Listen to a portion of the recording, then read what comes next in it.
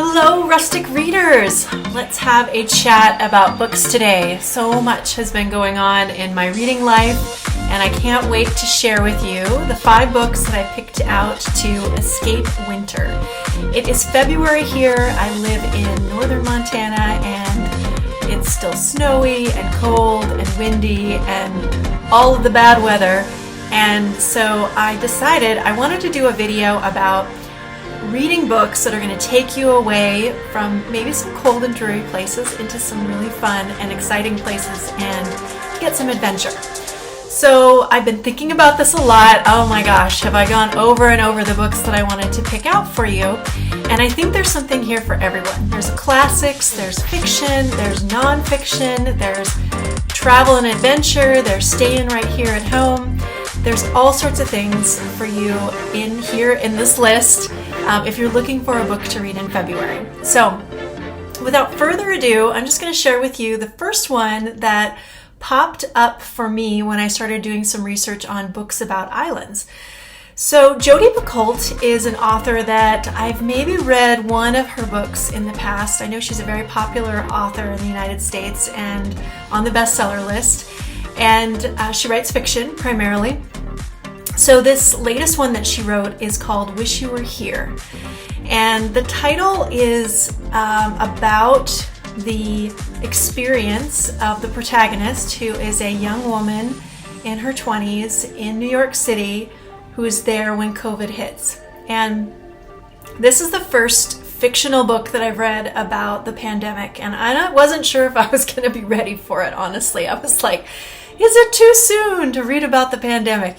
And it really wasn't. What was great about it was that it affirmed a lot of my own experiences and a lot of my own thoughts and problems that have come up in the past 2 years.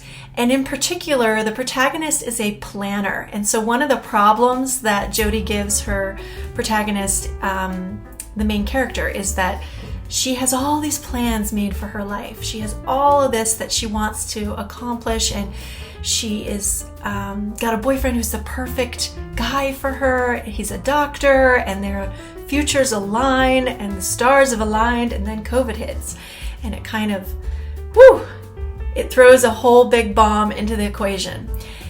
And so I don't want to give anything away with this particular book. I, in fact, listened to it on Audible. Marin Ireland did the reading of it on Audible. It's excellent, so I highly recommend checking out that version of it. But I will give you a warning that if you listen to it, it will be hard to do anything else because you're going to want to listen to it until it's done, which means, I don't know how many hours that was, but 12, 15 hours of listening time. And I don't commute, so I was doing the dishes, I was exercising while I was listening to it, and my husband was like, hello, I live here too.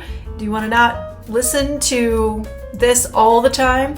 So if you are a person who's like really gets into a good book and says, I want to finish it now, then I would suggest maybe getting the physical book, because Audible was an incredible experience, and I don't have the patience to wait for the ending. It's such a good book. It is actually a set of books I've wanted to recommend for a long time, and I keep recommending them to anyone who loves James Herriot. Now, James Herriot is an English author who wrote, was a veterinarian, and he wrote about his experiences as a rural vet in northern England. I read those books, I think, when I was maybe in high school. They were such good books, and I'm watching Masterpiece Theater, the second season of All Creatures Great and Small, which is the name of James Herriot's original book right now. So if you love those kinds of books, then I want to recommend a new author to you. His name is Patrick Taylor, and maybe you've heard of him. He's quite popular. He's written a series of books called An Irish Country, and the first one is, I think, An Irish Country Doctor. And it's very similar premise to James Herriot's All Creatures Great and Small, only with a doctor and only in Ireland.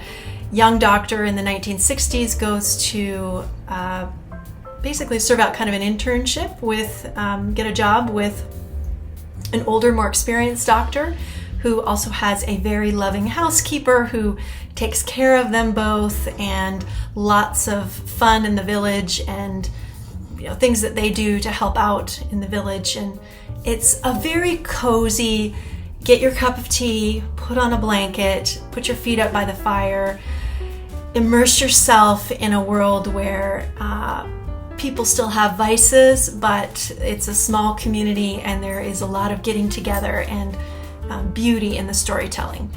And since I've never been to Ireland, I really love and enjoy traveling to that, even though it's fictional. The place that he describes, it's all fictional.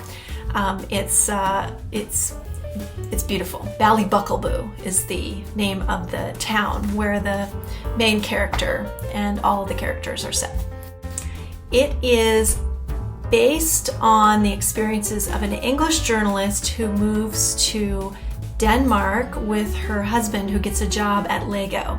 I know, life is rough, right? And she really does a great job in not only the book that I read, but in other books about explaining how the Danish have such a high level of happiness. So there were a lot of articles about this 5 years ago, maybe, about how Denmark and the Scandinavian countries are just so much happier than the rest of us. And we're all like, hey, what's the story? Why are you so happy? And she does a great job of explaining that, and in particular, how they cope with winter and the little things that they have to offer. We all have heard the word hygge, Hygge, and that is the Danish name for, is really taking pleasure in the presence of gentle, soothing things.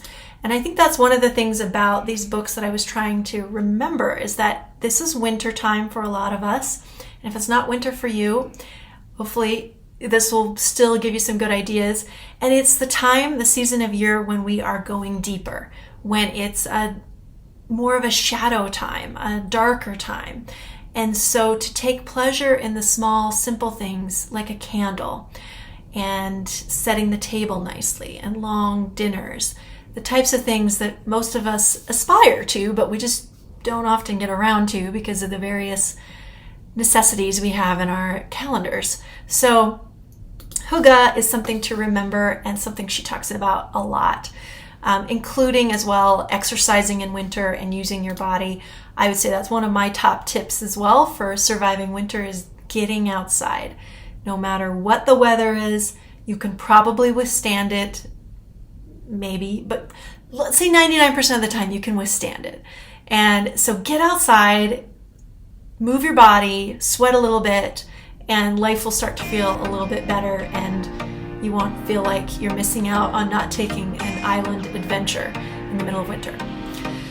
Okay, so I highly recommend her and all of her books. The fifth one is written by an Australian journalist who moved to India also to be with her boyfriend.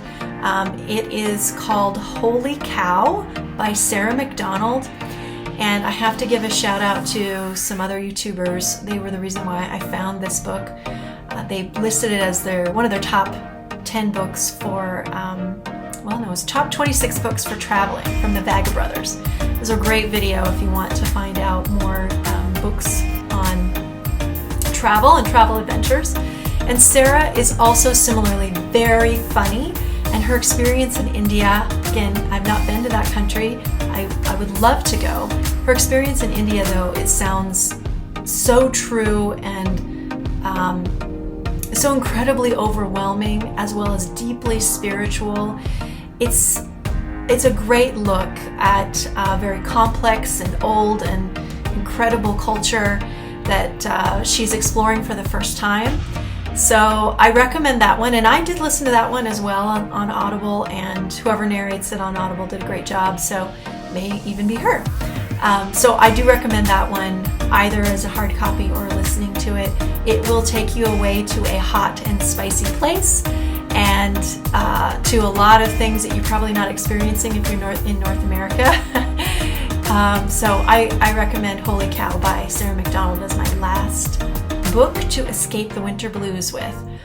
So coming up in future weeks, I'm going to be doing some books on Ireland. Obviously we've got holiday coming up, and I love reading about Ireland. Again, I've never been, but I really enjoy the books that I'm reading about it, so I'm excited to share those with you. I'll be sharing some of my favorites on personal and self-development, and some other travel guides that I think are well worth looking at. Make sure and check out, I've got some fun videos on books on TikTok as well as here on YouTube Shorts, so you can go and check out what I'm reading and what I'm dancing to while I'm reading, etc., etc. I really appreciate you being here. If you enjoyed this video and these recommendations, if this was helpful to you at all, please consider giving this video a like and a subscribe. My husband did not know that is free. It is free to subscribe to channels, so please subscribe to the Rustic Reader. I'm just at the beginning stages of building my community here, and really excited and happy every time I see someone subscribe. So would love your support and appreciate the fact that you've spent 20 minutes with me to talk about books. And finally, keep reading. It is a lifelong journey of learning and reading. We can do so much with our minds, and so really my mission is to encourage everyone who watches this channel to continue reading, to continue exploring with your mind, to give the gift of reading to others, to support your local library, and to support literacy across the world. It is a game changer for the world, and I deeply believe that the more people who read and gain a new perspective from reading, the better the world will be. So thank you for being one of those people. Thank you for being a rustic reader, and we'll see you next week.